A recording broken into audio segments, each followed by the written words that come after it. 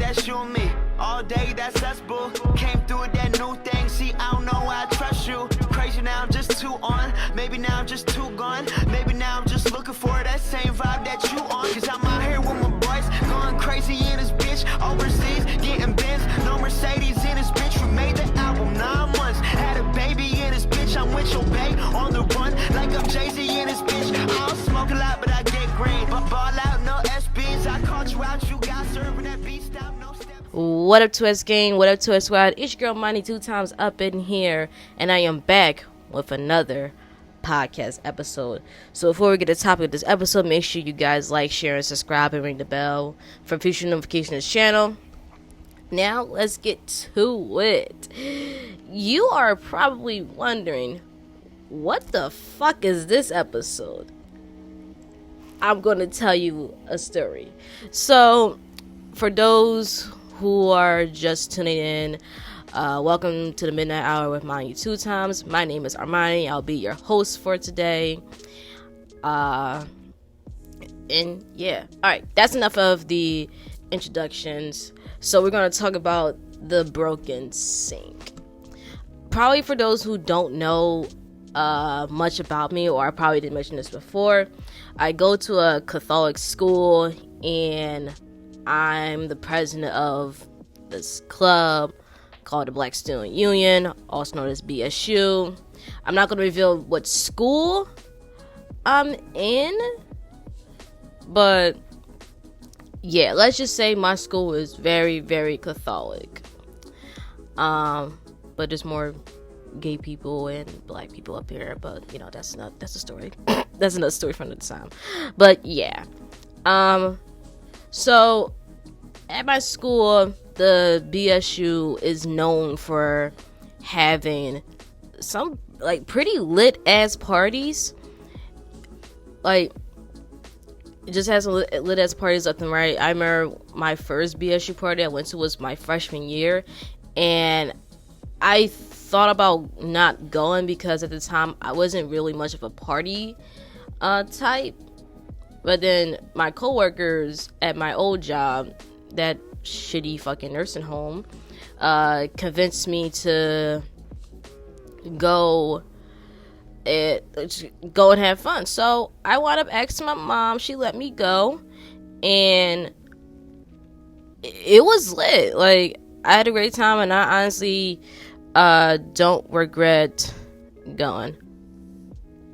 If it cut out for you guys, I apologize. My friend had called me, and yeah. So yeah, like I was saying, my club was known for having, you know, the littest parties ever. And once, you know, COVID hit March 2020, you know, we got shut down. The school got shut down, and BSU and all the other clubs was unable to have parties. So when I became the president earlier this year, like I became president in 2021, like late 2021, and you know, I was just getting used to my position, nervous as hell and all that, and planning for the events. Planning events as a e-board member is one thing, is always stressful, but being the president and having to plan these events was a lot. So not only I was a graphic design major, Black Studies minor, I was involved in another programming board that I don't want to get into right now, and I was involved in a club that I got kicked out of. Well, I didn't get kicked out the club, I got kicked out of the e-board for a very dumb joke and a dumb reason, but that's a story for another time. And to top it off, I was the president, so I had a lot on my plate. So fast forward, me and one of my e-board members, and I'm like personally cool with, you know, shout out to you, Jeff, if you're listening to this, we was just always talking about, you know, a BSU party. mind you, we was still in the process of like COVID, but it was, you know, slowly being like limited. Like, for example, you know, coming back to school, we was allowed to take off our masks when we're outside, but when we're inside, we have to put them on, which was annoying, but it was something. Or the only time you take your mask off indoors is when you're in your dorm. Then when spring break hit, one of my other e-board members, he was talking about how it was like allegedly the school was gonna, you know, stop the limitations and we don't have to wear masks at all, etc. It got confirmed during spring break that we don't have to wear masks anymore. People can come in, like off-campus people can come in and chill and all that. So we was like, bet. The first thing that popped in my mind was we should have an end of semester party. Planning that shit was so fucking annoying. It was bad enough that we kind of didn't have much money left in our funds, and I'll actually take the blame for this. And you know, it was majority of my e-board's fault as well. We all take the blame, but it was mostly me because I made a decision. We spent fucking $700 on a hoodie, and it was the biggest mistake of my life, but those hoodies were fire and it came out nice, so no regrets. Then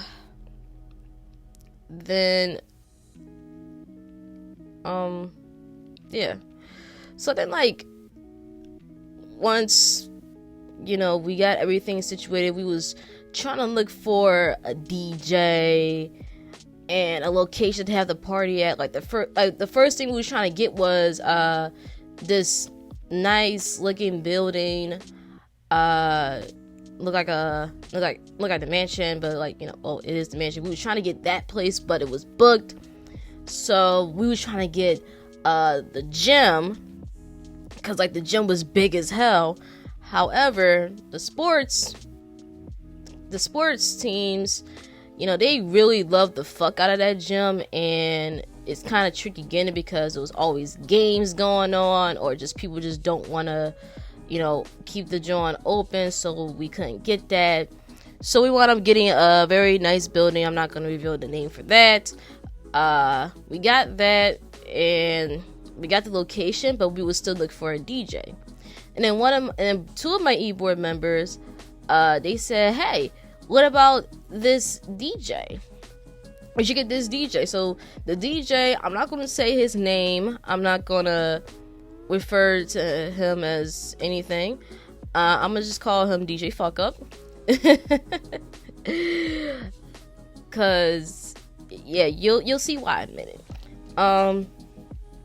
So it was either him or another DJ that we wanted, but she costs like $600 and DJ Fuck Up costs like $100 less. And then we had like an alternative to get another DJ that costs $450. I wish we would have went with the $450. I wish we would have went with that. But we wound up getting Sir Fuck Up, because one, he went to my alma mater. He went to myself and the other two e-board members' alma mater, and he was very known in the African community, and you know, it will help like get the word out for him coming, and him coming, it will like boost our chance to have more people over. Not only that, like the party was a fundraiser, so we were trying to get as much money as we could. So, you know, day of the party arrives.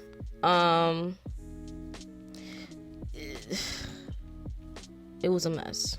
Like, for starters, we didn't get started with the decorations because one of our e-board members was late, unlocking the door to this office to get the decorations and stuff. But it's not his fault. I'm not going to blame him. He wasn't in the wrong for that. So that's one thing.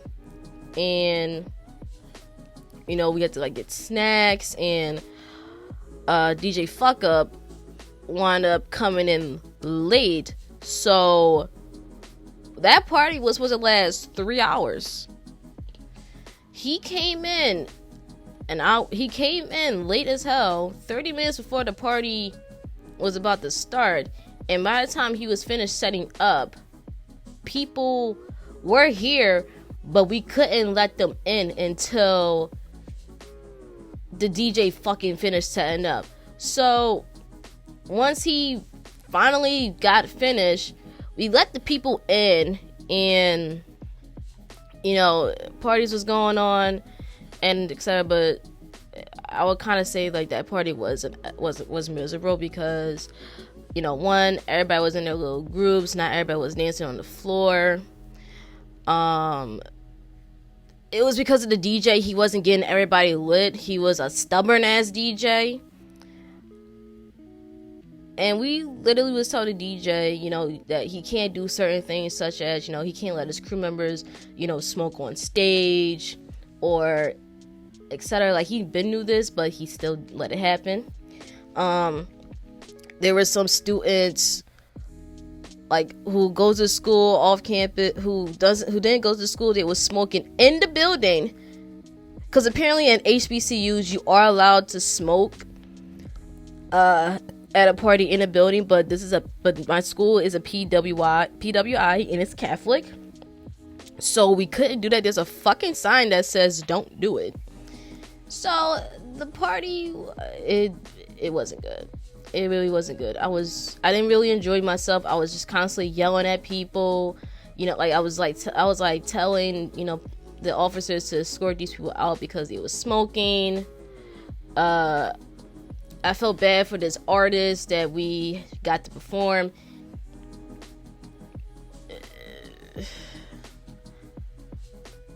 Nobody really didn't show that man some love. My heart breaks for him, still to this day.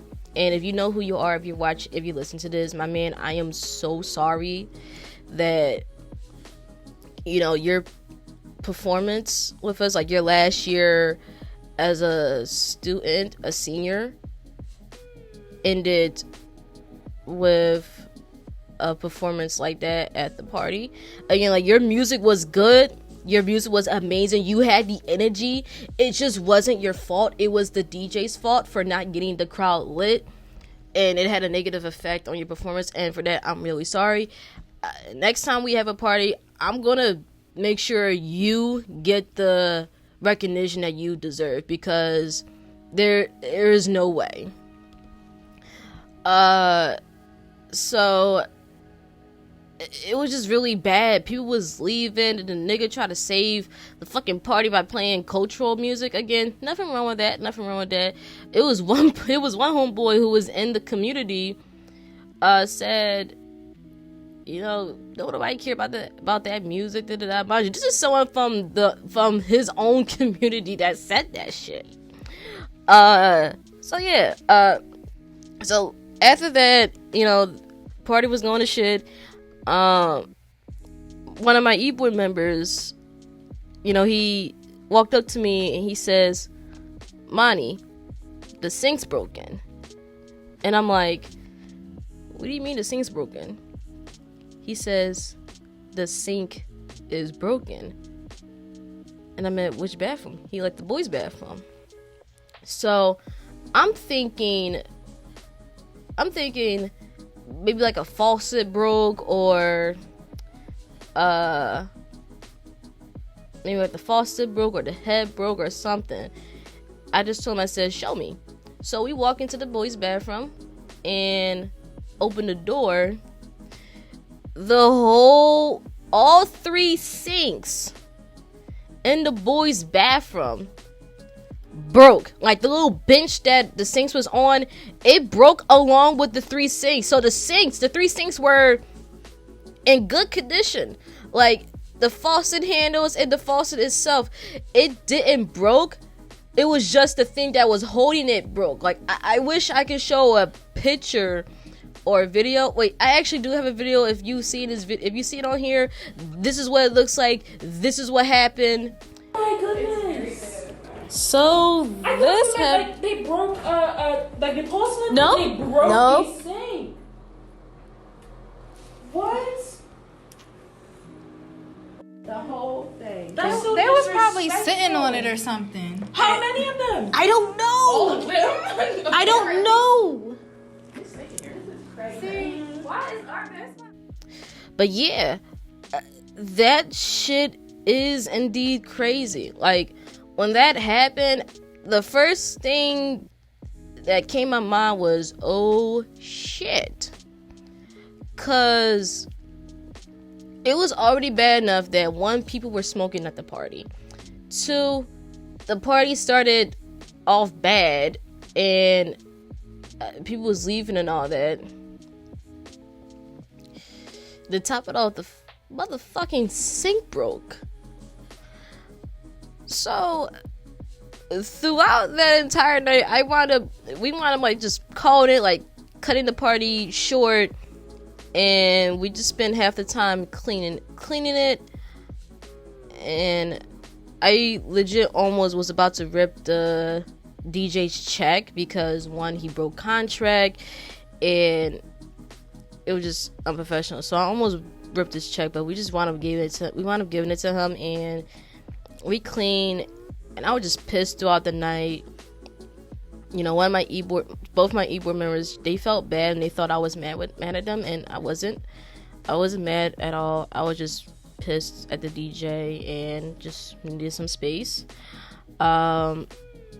So we reported the whole sink situation to public safety. We was like, you know, showing them what it looks like. And then as I was like showing people what happened to the sink, there was this guy who was taking a piss in the bathroom. He was like, I'm taking a piss. I looked at him and I'm like, bro, nobody worrying about your little ass dick. So I was just like telling him like what happened, and just looking at this thing, like observing it, I didn't see any like drugs on it, so nobody wasn't like doing any drugs.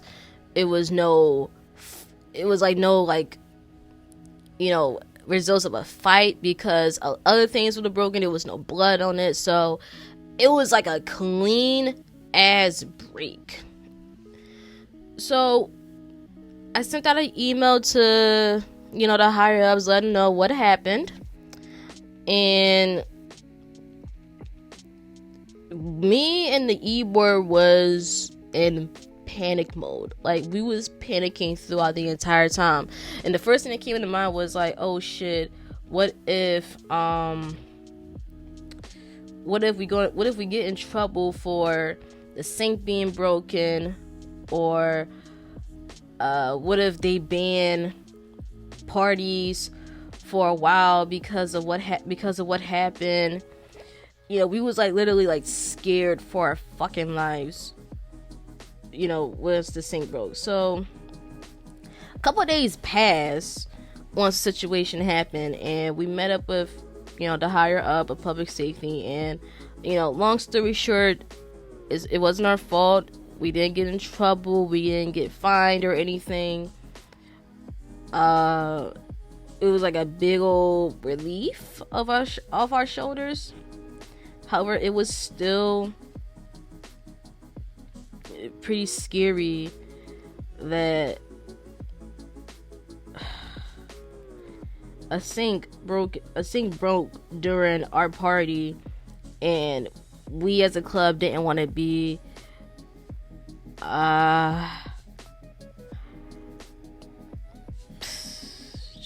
we just didn't want to be like in trouble. And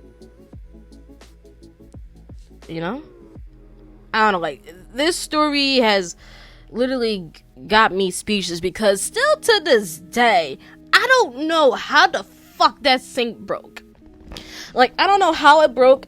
I don't know how it happened.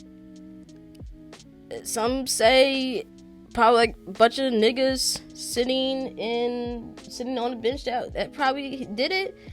I don't know, but that sink looked like it could hold up to like a lot of weight. So something had to happen, or that sink was previously broken, and the men who was in the bathroom probably was doing something, like probably selling it at the wrong time. I just don't know, but that is it. That is the story of the broken sink. Again, if you like this story, make sure you like, share, subscribe, and leave a comment. What you guys think of this story? Do you think, like, what do you think happened with that sink? Do you think it broke on its own, or did something else happen?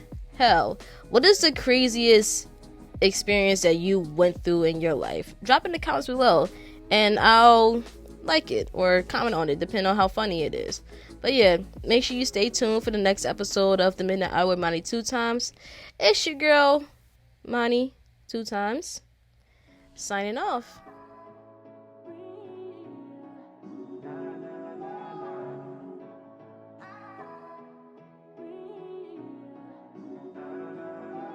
Yeah, every day that's you and me. All day that's us, boo. Came through with that new thing. See, I don't know why I trust you. Crazy now, I'm just too on. Maybe now I'm just too gone.